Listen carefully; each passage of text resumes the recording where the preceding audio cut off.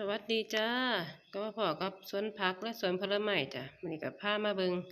แตงโมที่ปลูกไว้เองจ้ะวันนี้ก็ได้เวลาเก็บเกี่ยวแล้วจ้าเวลาเก็บเกี่ยว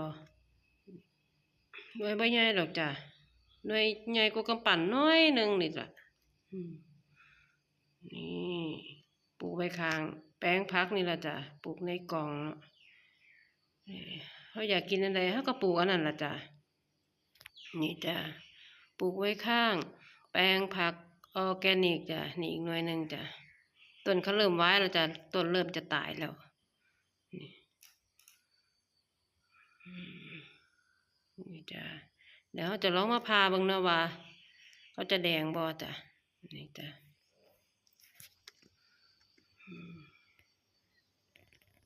นี่จ้ะเดี๋ยวเราจะไปพาเบิ่งกันเลย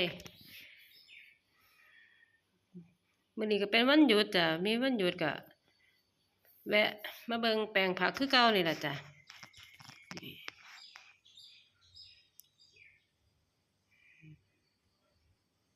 หน่วยขลอแค่แหละหน่วยทำกำปั่นนี่